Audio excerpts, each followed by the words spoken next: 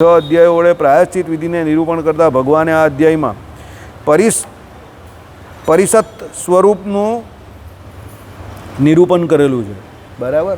એ આવશે કે પરિષદ સ્વરૂપ એટલે શું? પેલી પરિષદ સ્વરૂપ જે કહેવાય ને, સભાઓ, જેનું સ્વરૂપ શું તે કહેશે. શ્રી નારાયણ મુનિ કહે છે, એ વિપ્ર, જે તમે પ્રાયશ્ચિત વિધિ પૂછ્યો તેનું હવે સારથી સંક્ષેપમાં નિરૂપણ કરું છું. તેનો વિસ્તાર તો અન્યત્ર છે, તે થકી જાણો. ગુરુ કે લઘુ કરેલા પાપોનો જે સાધને કરીને વિનાશ થઈ તે જ અહીં પ્રાયશ્ચિત કહેલું છે. ગુરુ એટલે મોટું પાપ કે નાનું પાપ, એના જે પ્રાયશ્ચિત કરવાનું કહ્યું તે શું છે કે એ સાધનો પ્રાયશ્ચિત રૂપી તમે કરો એટલે એનો નાશ થઈ જાય. એટલે અર્થાત પાપ પ્રણાશ માટે કરાતો જે કર્મ વિશેષ તે પ્રાયશ્ચિત માન્યું છે. એટલે તમે જે પાપ કર્યું એના નાશ માટે તમે જે કર્મ કરો એ પ્રાયશ્ચિત છે. બરાબર. ચાલો, મિતાક્ષરા ટીકામાં જે એનો અર્થ છે તે લખેલો છે. પછી સ્મૃતિ પ્રાય પાપમ વિજાનીયશ્ચિતમ તસ્યો વિશોધનમ, એવી સ્મૃતિ છે. અંગીરા તો પ્રાયો નામ તપઃ પ્રોક્તમ ચિત્તમ નિશ્ચય ઉચ્ચયતે તપો નિશ્ચય સંયુક્તમ પ્રાયશ્ચિત ઇમિતિ સ્મૃતમ. બરાબર. પ્રાયશ્ચિતમ ઇતિ સ્મૃતમ એમ કહે છે. બરાબર. અંગીરા, મહર્ષિ અંગીરા. બરાબર. પાતક, મહાપાપ, ઉપપાપ, પ્રકિન્ન, અતિપાપ, અત્યધિપાપ, આ રીતે પાપો 6 પ્રકારના જ મહર્ષિઓએ કયા છે. 6 પ્રકારના પાપ છે. પાના નંબર છે 43મો અધ્યાય છે, પાના નંબર 318. શું કયા 6 પ્રકારના પાપ? પહેલો પાપ કયું છે? પાતક. પછી કયું આવે છે? મહાપાપ. પછી આવે ઉપપાપ. પછી આવે પ્રકિન્ન. પછી આવે અતિપાપ. અને છેક છેલ્લું અતિઅધિપાપ. એટલે અતિઅધિપાપ સૌથી ખતરનાક કહેવાય તે. આ રીતે પાપો 6 પ્રકારના મહર્ષિઓએ કયા છે. તેમાં પાપ જે કહે છે તે કામકૃત અને અકામકૃત, એટલે બુદ્ધિપૂર્વક અને અબુદ્ધિપૂર્વક, એવા ભેદથી 2 પ્રકારના કયા છે.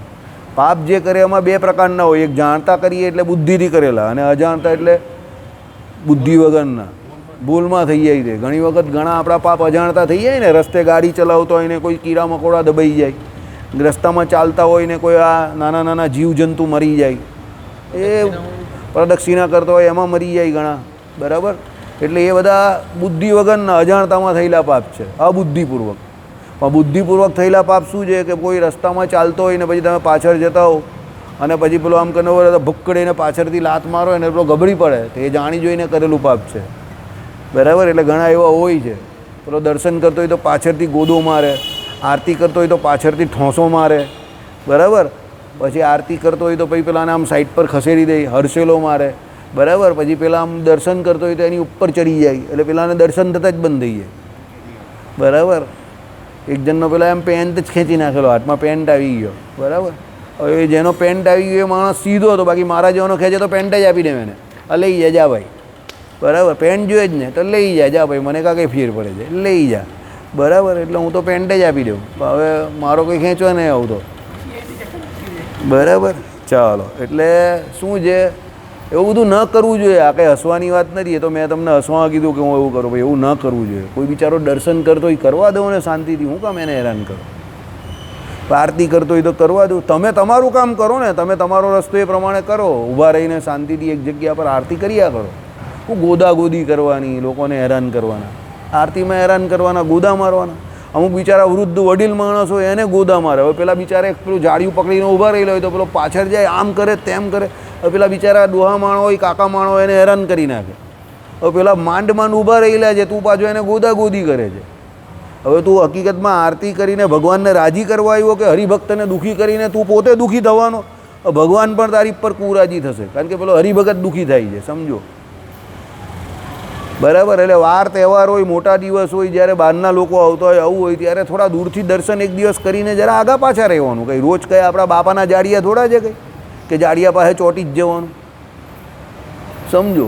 બીજા બહારના લોકો આવે એને થોડા દર્શન કરવા દેવાના, થોડા આગા પાછા રહેવાનું. એકાદ દી આમ તેમ. હવે આ દિવાળીના દિવસ આવશે, હવે બધા તહેવારના દિવસ, એટલે બહારના લોકો ઘણા બધા આવે. પણ હવે એને પણ 2 ગુણ આવે તો ભગવાનનું ભજન કરશે ને, ગમે ત્યારે મંદિર આવતો થશે, એના જે કંઈ સુકૃતોનો ઉદય થશે, તમારો ગુણ લેશે, મંદિરનો ગુણ લેશે, ભગવાનનો ગુણ તો અહીંયા આવશે. પણ પછી તમે એની જોડે વર્તણૂક જ એવી ખરાબ કરો, પછી પેલો મંદિર આવતો બંધ થઈ જાય. તો ભગવાન કે એ પ્રમાણે એક હરિભગતને તમે પાડી દેવું તો એક બ્રહ્માંડને ડુબાડિયાનું પાપ છે. અને એકને ઊભો કરો તો બ્રહ્માંડને ટાળવાનું પાપ છે, આખું તાળી નાખો એટલું પાપ છે, સમજો. એટલે પુણ્ય છે, સોરી. એટલે કહેવાનું તાત્પર્ય શું છે સમજો, બધાના માટે જે કંઈ ફેવરેબલ હોય, બધાને જે સારું હોય એવું કરો ને. કામ હંમેશા શું કરો? સર્વજન હિતાય સર્વજન સુખાય. કોઈને હેરાન કરવાનું કામ શું કામ કરવાનું? અરે કદાચિત કોઈ ધર્મ હોય ને, સમજો, કોઈને ખબર ન હોય તો એને તમારે જણાવવું હોય ને તો પણ એ પણ એને એવી રીતે જણાવો કે બધાને મન દુઃખ ન થાય. બરાબર. ઘણા લોકો આ ઘનશ્યામ મહારાજની આ બાજુ પેલા પ્રદક્ષિણા કરતા હોય છે. પહેલે દિવસે ન કહેવાનું, 2 દિવસ 3 દિવસ ન કહેવાનું, પછી ધીરે ધીરે એને પછી એને ગુણ આવે, જય સ્વામિનારાયણ કરતો થાય, પછી એને કહેવાનું, જો ભગત એક વાત તને કહું, તે કંઈ બોલો ને, ભગવાનને રાજી કરવા તે કંઈ એટલે જ આવીએ છે ને, તો એને પછી કહેવાનું કે જો ઘનશ્યામ મહારાજની જમણી બાજુ જઈને દંડવત થાય, આ બાજુ ડાબી બાજુ ન થાય, આમાં તને ફળ નહીં મળશે, ભગવાન રાજી ન થાય. હમણાં 2 હરિભગતને કહ્યું, ખુશ થઈ ગયા, રાજી થઈ ગયા. તો પછી તમે એને એવી ભાષામાં કહ્યું કે પેલો પછી ન કરવાનો હોય તો પણ તા કરે. બોલ, ભગવાન શું કરી લેવાનો તારો, તું શું કરી લેવાનો? સમજા? કોઈનો ઈગો હટ નહીં કરવાનો, પ્રેમથી સમજાવવાનો, સમજો. બરાબર. તો કામ થાય. બરાબર. એટલે એવી રીતે વાત કરો. કોઈ હવે અમુક ઘણી વખત અમે લોકો આ પેલું બોર્ડ લખતા હોય તો ઘણા બહેનો આવી જાય, આ તે આવી જાય. પ્રેમથી એને શાંતિથી કહેવાનું, બેન અત્યારે પ્રદક્ષિણા ન થાય, આ જો શ્લોક વાંચો તમે. હવે ન આવતો હોય રોજ એટલે એને ખબર ન હોય તો શાંતિથી સમજાવી દેવાનું. પછી એને કહો અત્યારે કેમ આવ્યા, કંઈ ખબર પડે કે નહીં? અરે ભાઈ, એ પહેલી વખત જ આવી તેને ખબર કાંથી પડે? પણ તમે આવી રીતે વાત કરશો તો બીજી વખત આવશે જ નહીં, સમજો. કંઈ ખબર નહીં પડતી, હું વાત નહીં કરતો બહેનો જોડે. અરે ભાઈ, તું વાત નહીં કરતો, અમે એને કહેવાની કાંઈ જરૂર છે તારે? લે, ઉપર બોર્ડ મારી દે તું કે તું બહેનો જોડે વાત નહીં કરતો, અહીંયા બોર્ડ લઈને ફર. કાં બીજી એક સારી જગ્યા પર પણ બોર્ડ લગાવાય એવું જ, પણ આ કેમેરામાં જેટલો હું કહેતો નથી. બરાબર. એ બધાને જ વંચાય અને લોકો હાસ્ય પણ ખરા, એવી જગ્યા પર બોર્ડ લગાવી દે. બરાબર. એટલે એવા જળ બંબાકાર નહીં બનવાનું, સમજો. પ્રેમથી વાત કરવાની. જ્યાં વિજયભાઈને પૂછો, અમે લોકો પ્રદક્ષિણા કરતા હોય, ઘણા એવા આળા આવે, અરવિતરા આવે, છોકરા ભટકાઈ જાય. અરે ભાઈ, ભટકાઈ જશે, આમ પ્રેમથી સમજાવવાનું એને. ભગવાને આપણે જબાન આપી છે ને, આ લૂલી છે એનો કેટલો રોજ દુરુપયોગ કરીએ છીએ. તો મંદિરમાં આવીને જ બધાને ટાટા ટીલી કરવાની. બરાબર. એટલે એવા ધંધા નહીં કરવાના. ચાલો. શ્રીપતિમ શ્રીધરમ સર્વ